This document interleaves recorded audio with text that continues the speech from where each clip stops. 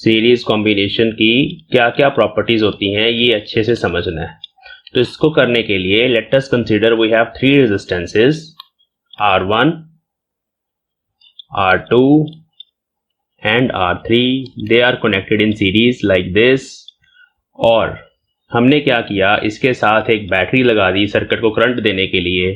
तो ये बैटरी है, this is positive terminal, this is negative terminal. अब यहां पर बच्चे सर्किट में करंट होगा I, जो पॉजिटिव टर्मिनल से निकलेगा और नेगेटिव टर्मिनल में जाएगा। ये करंट की डायरेक्शन होती है। इस करंट को मेजर अगर आप करना चाहते हैं तो आपको यहां पर रास्ते में एक एम्पेयर मीटर लगाना पड़ेगा। इस पाथ में उस वायर को कटिंग करके उसमें आपको एक एम्पेयर मीटर लगाना पड़ेगा। तो ये यहां पर हमने एक एम्पेयर मीटर कनेक्ट कर दिया। ये जो एम्पेयर मीटर है ये हमें करंट की वैल्यू देगा कि ये I कितना होगा। अब ये जो करंट है ये पूरे सर्किट में, इस पूरी लूप में सेम है। अगर आप ये एम्पेयर मीटर यहां की बजाय यहां लगा देते या इन बिटवीन R1 R2 लगा दो, चाहे R2 R3 के इन बिटवीन लगा दो, तो कोई फर्क नहीं पड़ता। करंट की वैल्यूज जो होती हैं वो सेम रहती हैं। तो ये सबसे पहली प्रॉपर्टी है इन सीरीज कॉम्बिनेशन। ये लिखने वाली प्रॉपर्टीज हैं, तो I will send you notes. The current through each component, the current through each resistor is same. तो सेम करंट फ्लो करता है सब में से। और वो करंट जो है वो कैसे पता चलेगा हमें? अगर आप उस करंट को फाइंड करना चाहते हैं तो करंट का फॉर्मूला होता है वोल्टेज डिवाइडेड बाय जो भी इसकी सीरीज की नेट रेजिस्टेंस आएगी, तो उसको हम RS लिखेंगे। RS क्या होता है? RS is called equivalent resistance, मतलब इन तीनों ने मिलके जो हमें रेजिस्टेंस देनी है that is called equivalent resistance, उसके बराबर रेजिस्टेंस, तो उसको हम RS बोलेंगे।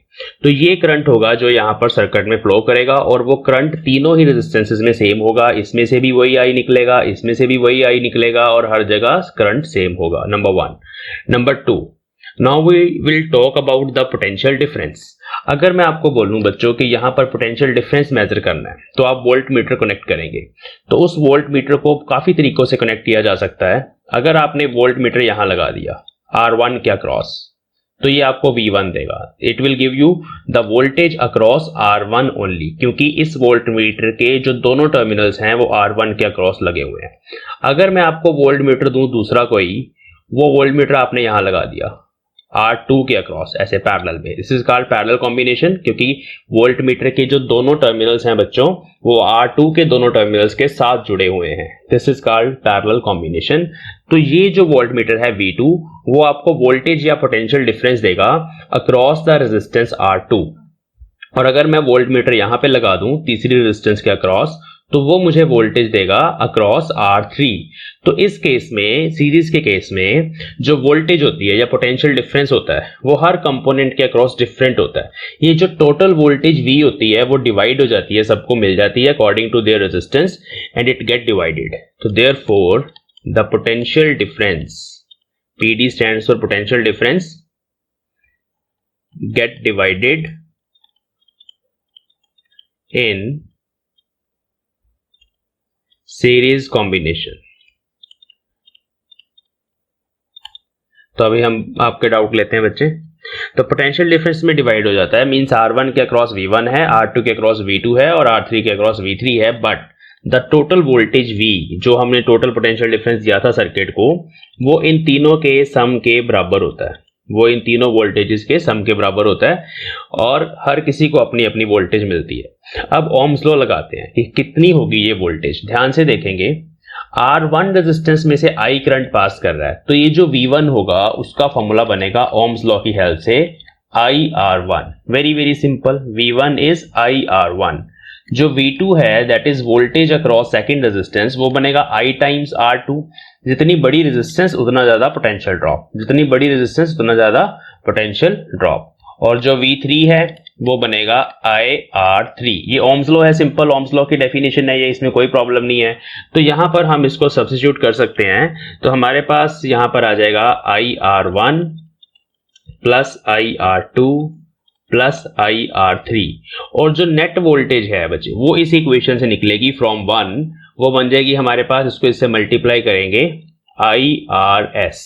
अगर हम यहाँ पर I कॉमन ले लें तो दोनों साइड से हमारा I जो है वो कैंसल आउट हो जाएगा और ब्रैकेट में बचेगा R1 plus R2 plus R3, तो I गॉट कैंसल और RS जो है बच्चे वो है R1 plus R2 plus R3। तो this is called equivalent resistance in series combination. Mean series में क्या होता है कि अगर आप दो रेजिस्टेंसेस सीरीज में हैं आपके पास, तो उन दोनों का जो रिजल्ट आएगा वो उन दोनों के सम के बराबर आएगा। तो एक एग्जांपल देख लेते हैं। लेट अस सपोज आपके पास एक सर्किट है, 3 ओम रेजिस्टेंस है और एक 5 ओम रेजिस्टेंस है। आपको पूछा जाए जी इक्विवेलेंट रेजिस्टेंस कितनी है, नेट रेजिस्टेंस कितनी है इस सर्किट की, तो 5 प्लस 3 8 ओम। जस्ट आपने उनको ऐड करना है। अगर ये सर्किट ऐसे बना होता, ऐसे ए पॉइंट यहां पर है, बी पॉइंट यहां पर है, तब भी कोई प्रॉब्लम नहीं थी। लेट अस सपोज ये 4 ओम है, ये 2 ओम है, तो इस ब्रांच की, सर्किट की ये जो ब्रांच है, ये किसी बड़े सर्किट का छोटा सा हिस्सा हो सकता है। तो इस पर्टिकुलर ब्रांच की जो रेजिस्टेंस है बच्चे वो कितनी होगी, इन दोनों को ऐड कर देंगे 6 ओम। तो सीरीज कॉम्बिनेशन में जो नेट रेजिस्टेंस होती है वो ऐड करके आती है। ओके, एक यहां पर इंपॉर्टेंट पॉइंट और है, इफ ये जो तीनों रेजिस्टेंसेस थी अगर ये तीनों एक दूसरे के बराबर होती तब क्या होता, तब सीरीज में जो हमारे पास आंसर आता, आप लिखते R plus R plus R, that is 3R। Means अगर आइडेंटिकल रेजिस्टेंसेस हैं, तीनों के बराबर होने का मतलब है आइडेंटिकल, दे आर सेम। अगर वो सेम है तो जो नेट रेजिस्टेंस आती है that is only the n times R। अगर n रेजिस्टेंसेस कनेक्टेड हैं, आइडेंटिकल रेजिस्टेंसेस सीरीज में कनेक्टेड हैं, तो जो नेट रेजिस्टेंस आती है that is n times R। तो it means not if n identical resistances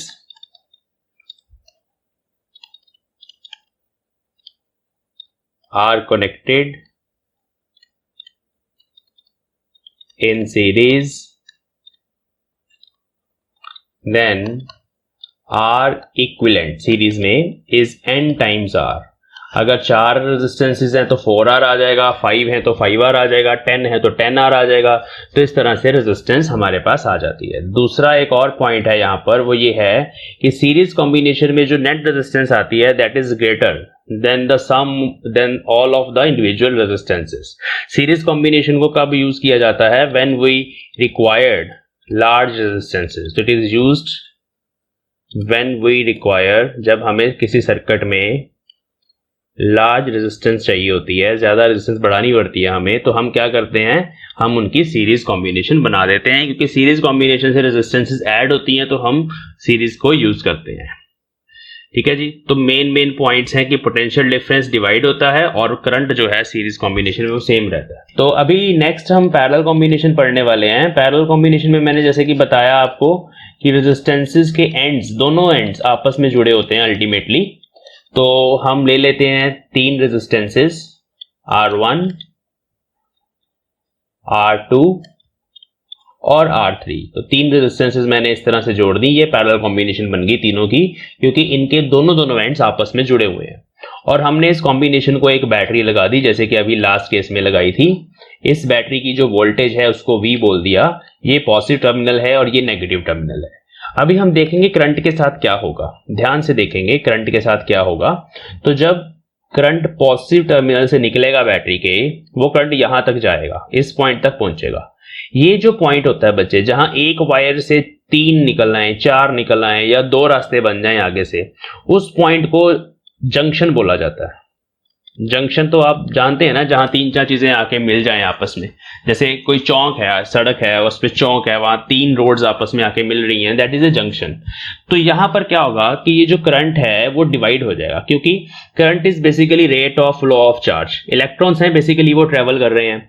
तो वो इलेक्ट्रॉन जब फ्लो करके यहां पहुंचेंगे, अब आगे उनको 3 रास्ते मिल रहे हैं, तो कुछ इलेक्ट्रॉन्स ऊपर वाली रेजिस्टेंस में चले जाएंगे, वो I1 करंट बना देंगे।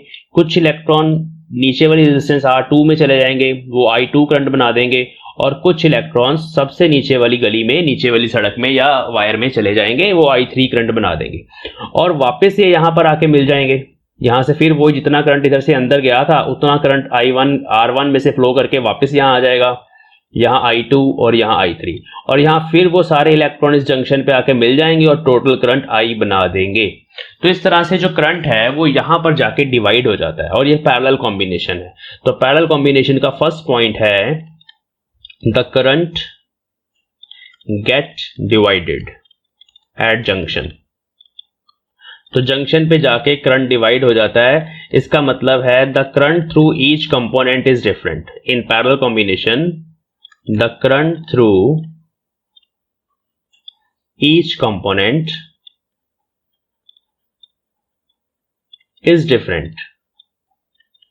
जैसे कि R1 में से करंट I1 जा रहा है, R2 में से I2 जा रहा है और R3 में से I3 जा रहा है। चलिए एक छोटा सा क्वेश्चन, अगर आप सोचें कि भाई इन तीनों में से सबसे ज्यादा करंट किसमें जाएगा, तो जैसे कि आपको पता है कि रेजिस्टेंस जितनी ज्यादा होती है किसी भी कंडक्टर की उतना करंट कम होता है। तो अगर लेट अस सपोज यहाँ पर R1 सबसे बड़ी रेजिस्टेंस ली है हमने, R2 से छोटी ली है और R3 उससे छोटी रेजिस्टेंस ली है, तो ऑब्वियसली जो रेजिस्टेंस बड़ी होगी उसमें करंट सबसे कम जाएगा, क्योंकि जो रेजिस्टेंस है वो करंट को अपोज करती है। तो यहाँ पर I1 करंट सबसे छोटा होगा, I2 करंट उससे थोड़ा बड़ा होगा और I3 करंट सबसे ज्यादा होगा। तो जो करंट होता है वो किधर से जाता है, लो रेजिस्टेंस में से वो जाता है। तो करंट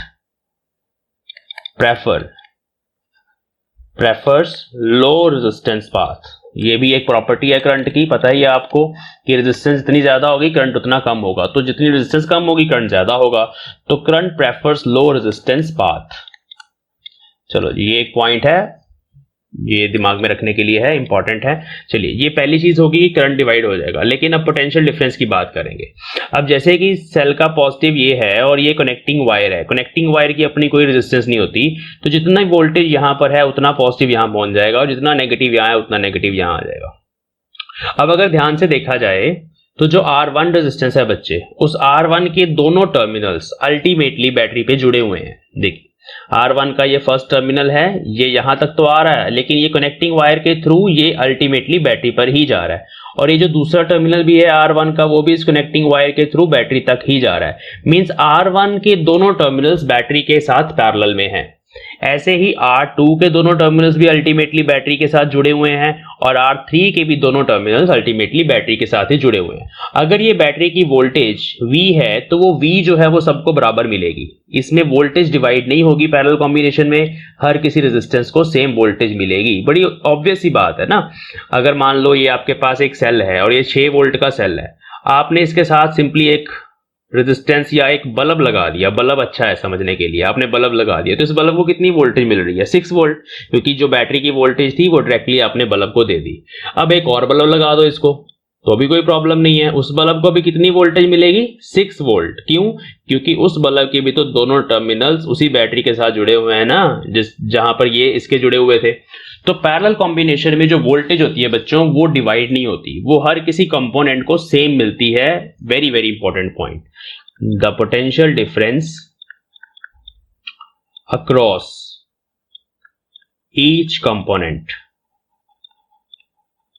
कंपोनेंट इज सेम। तो इसमें पोटेंशियल डिफरेंस होता है वो हर किसी कंपोनेंट में सेम होता है, इसलिए मैंने V1 V2 V3 नहीं लिखा, मैंने उसको V लिखा है क्योंकि वो सबके लिए सेम है। और इसमें करंट को हमने I1 I2 I3 लिखा है क्योंकि वो डिफरेंट है। ठीक है जी। बट जो मेन कंडीशन है वो ये है कि जो टोटल करंट होगा I, वो इन तीनों करंट्स के सम के बराबर ही होगा, है ना। जितना करंट फ्लो कर रहा है टोटल उतना ही है, I1 plus I2 plus I3। तो this is your equation number 1। ये इक्वेशन सबसे पहले आपने लिखनी है। अब हम ओम्स लॉ की हेल्प लेंगे फिर से। कैसे लेंगे, ध्यान से सुने। I1 करंट को लिखना बच्चे, I1 करंट, ओम्स लॉ हमें बोलता है V is equal to IR। अगर आप करंट लिखना चाहते हैं तो जस्ट वोल्टेज बाय रेजिस्टेंस, ये सिंपल फॉर्मूला है। अब आप R1 को देखें जिसको मैंने शेड किया हुआ है। अगर आप इसमें से जो करंट फ्लो कर रहा है I1 वो फाइंड करना चाहते हैं तो just you have to write V by R1। तो I1 is basically V by R1। Similarly R2 के अक्रॉस जो वोल्टेज है वो भी V है, लेकिन उसमें से जो करंट पास कर रहा है वो I2 है, सॉरी जो वो रेजिस्टेंस है वो R2 है, तो यहां आ जाएगा V by R2। I2 is equal to V by R2। और जो I3 है that is V bye R3। तो यहाँ साइड पे भी तीनों रिलेशंस लिख लेते हैं क्योंकि ये काम की हैं। तो जो हमारे पास I1 है that is V by R1, हमें फाइंड करना होगा न्यूमेरिकल्स में, that is V by R2 और जो I3 है that is equal to V/R3। ये वैसे भी हमारे काम आएगा। Okay, now what is total current? जो सर्किट में टोटल करंट है वो है टोटल वोल्टेज जो भी हमने अप्लाई करी है डिवाइडेड बाय इक्विवेलेंट रेजिस्टेंस, उसको मैं RP बोल रहा हूं। RP का मतलब है रेजिस्टेंस इन पैरेलल। तो अभी इसके बराबर रहेगा ये। अब यहां पर V कॉमन आ जाएगा और कैंसिल आउट हो जाएगा, तो मैं हर जगह V को कैंसिल कर रहा हूं। तो जो फॉर्मूला बनता है पैरेलल कॉम्बिनेशन में वो ये बना, 1/RP is equal to 1/R1 plus 1/R2 plus 1/R3। तो इस तरह से पैरेलल कॉम्बिनेशन में रेजिस्टेंस को लिखा जाता है। अगर 3 रेजिस्टेंसेस पैरेलल में हैं तो जो नेट रेजिस्टेंस होगी बच्चे वो इस एक्सप्रेशन से निकलेगी। चलिए अभी यहां पर अगर हमारे पास मान लेते हैं आइडेंटिकल रेजिस्टेंसेस हैं, 4 आइडेंटिकल रेजिस्टेंसेस, ये फॉर्मूला कैसा बनेगा ध्यान से देखते हैं। मान लेते हैं तीनों रेजिस्टेंसेस जो हैं वो बराबर होती, तो क्या होता? तो 1/RP is equal to 1/R plus 1/R plus 1/R। इसको सॉल्व करेंगे तो R LCM ऊपर आ गया 3, दिस इज 1/RP। और आप निकालना चाहते हैं RP, इसका रेसिप्रोकल कर देंगे, इसको रिवर्स कर देंगे, तो इसका इन्वर्स करने से ये बन जाएगा R/3। तो रेजिस्टेंस जो है वो छोटी हो गई है, जो नेट रेजिस्टेंस आई है वो R से भी छोटी हो गई है, 3 गुना कम हो गई है। ऐसे ही अगर 3 की बजाय n रेजिस्टेंसेस होती, 4n रेजिस्टेंसेस, जैसे मैंने अभी उस केस में भी लिखा था, ये हमारा जो फॉर्मूला है बनेगा R/n। तो this is the formula for n resistances. ठीक है जी। तो रेजिस्टेंस जो पैरेलल में है वो छोटी हो जाती है, इसका ध्यान रखेंगे। अभी फटाफट 1-2 एग्जांपल समझेंगे तो ये चीजें और क्लियर हो जाएंगी। देखिए, लेट अस सपोज आपके पास ये है 4 ओम, ये भी है 4 ओम, हमें निकालनी है इक्विवेलेंट रेजिस्टेंस। तो इक्विवेलेंट रेजिस्टेंस कैसे कैसे निकाल सकते हैं, क्योंकि ये दोनों आइडेंटिकल हैं तो पैरेलल में तो ये वैसे जुड़ी हुई है, पता चल रहा है। तो RP हमारे पास आ जाएगा R/2, क्योंकि there are 2 resistances which are in parallel, मतलब 4/2। हर किसी रेजिस्टेंस की value 4, it is 4/2 means 2 ohm. Okay, इसको ऐसे भी करके देख लेते हैं, 1/RP is equal to 1/R1 plus 1/R2। तो क्या बनता? 1/4 प्लस 1/4, 4 LCM, ऊपर आ गया 2, इट इज 1/2। अगर आप इसका रेसिप्रोकल, ये ना यहाँ रेसिप्रोकल करना बहुत जरूरी होता है क्योंकि ये 1/RP है, तो RP इज 2 ओम। तो सेम आंसर देखिए जो हमने वहां निकाला वही यहां पर है। आइडेंटिकल के केस में ऐसे चलता है। अगर ये दोनों रेजिस्टेंसेस होती, एक और अच्छी सी एग्जांपल ले लेते हैं बढ़िया सी। ये है 4 ओम और ये दूसरी वाली रेजिस्टेंस है 2 ओम। अब आपने बताना है कि जो इक्विवेलेंट रेजिस्टेंस है जी वो कितनी है। फिर से पता चल रहा है पैरेलल में है, तो RP इज इक्वल टू, पहले हम वैसे ही लिखेंगे, 1/RP is equal to 1/R1 plus 1/R2। This is 4/3। हाँ बिल्कुल सही है। पहले ऐसे लिखेंगे 1/R1 plus 1/R2।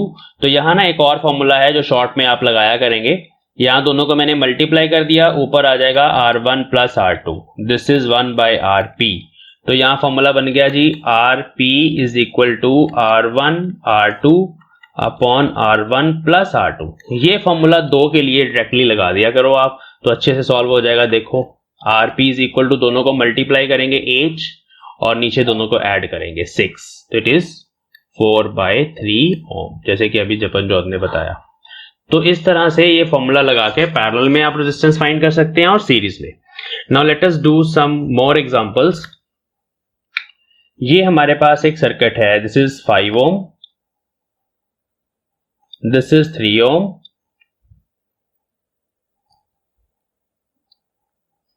This is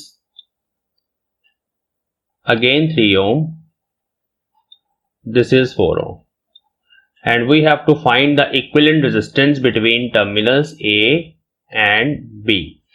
तो पहले हम जो कॉम्बिनेशन हमें अच्छे से नजर आ रही है, जैसे हमें नजर आ रहा है कि ये दोनों पैरेलल में है, उसको पहले सॉल्व करना है। इस तरह के सर्किट में जो आपको क्लियरली नजर आ रहा है कि भाई इसको सॉल्व कर सकते हैं, ये पैरेलल में है, पता चल रहा है, उसको पहले सॉल्व करना और सर्किट को रीड्रॉ करना है। तो 5 ओम ऐसे ही बना लेंगे।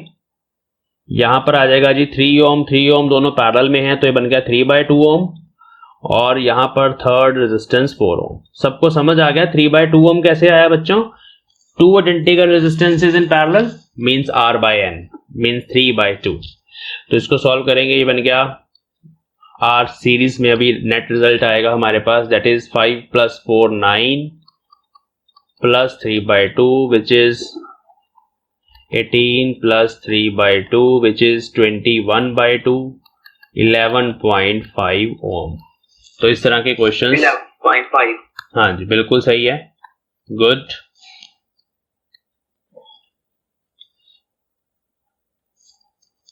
चलिए ये क्वेश्चन अभी सॉल्व करिए, आप कॉपी पे करना आपने सॉल्व इसको। है नोटबुक सबके सामने? Yes sir.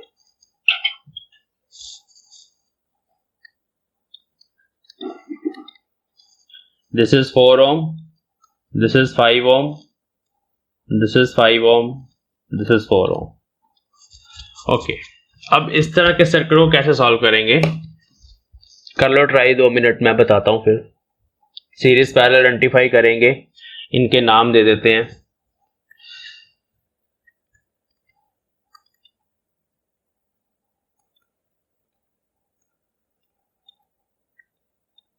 देखो मैं इसको दोबारा रीड्रॉ करता हूं, ये दोनों सीरीज में है, ये तो साफ साफ नजर आ रहा है, ये सेम वही ब्रांच है जो अभी मैंने थोड़ी देर पहले बनाई थी ऐसे करके।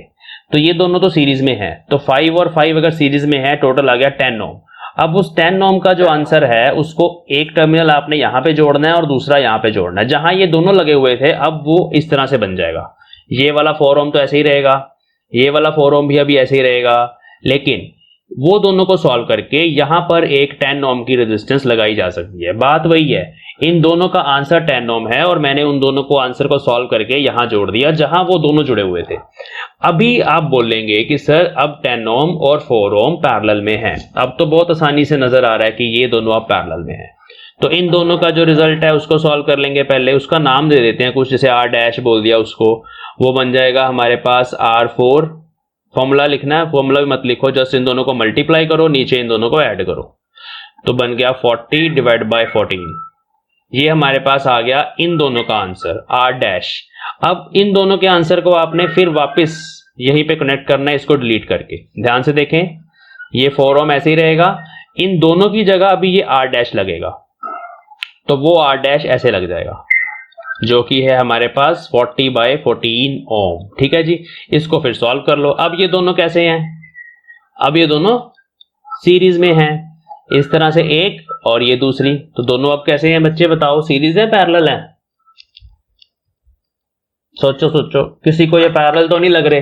तो इस तरह से सर्किट की ब्रांच को पहले सॉल्व करना होता है। छोटी सी ब्रांच भी अगर सॉल्व हो जाए तो आपका सर्किट सिंप्लीफाई हो जाता है, और सिंप्लीफाई होने के बाद आपको वहां तक का आंसर मिलता है, फिर आप आगे चलते जाएं। ठीक है बच्चों, चलिए एक अभी कुछ क्वेश्चंस दे देते हैं आपको, तो ये क्वेश्चंस कुछ आप ट्राई कर लो। इसमें फर्स्ट क्वेश्चन तो बहुत सिंपल है, यहाँ पर 4 और 5 ये दोनों पैरेलल में हैं और जो इनका आंसर आएगा वो 4 ओम के साथ सीरीज में रहेगा। नेक्स्ट एग्जांपल हमारे पास है बच्चों, इसमें हमारे पास यहाँ पर एक रेजिस्टेंस है 5 ओम की और एक रेजिस्टेंस यहाँ पर है विच इज 4 ओम, एक यहाँ पर ऐसे लगी हुई है, it is again this is 5 ओम, और इस तरह से ये कनेक्टिंग वायर है, और फाइनली एक रेजिस्टेंस यहाँ पे लगी हुई है, this is 4 Om.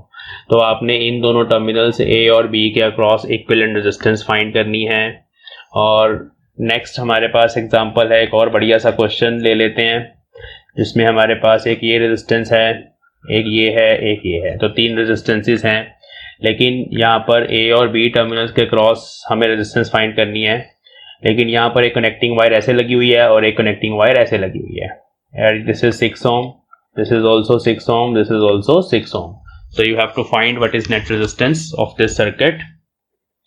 Next example is, उसमें हमारे पास इस तरह से एक रेजिस्टेंस है,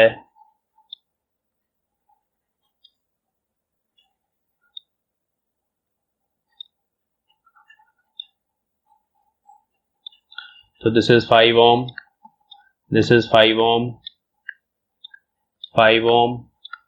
ये सब 5 ohm की रेजिस्टेंसेज हैं, आइडेंटिकल हैं, and you have to find equivalent resistance across these two terminals A and D. Okay, next example.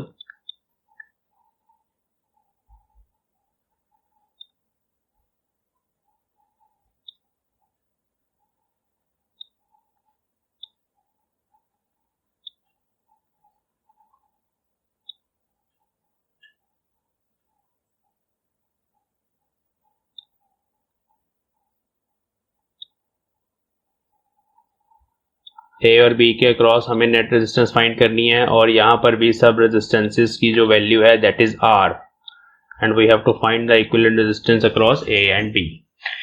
तो these 5 examples you have to try. इसको फिनिश करेंगे.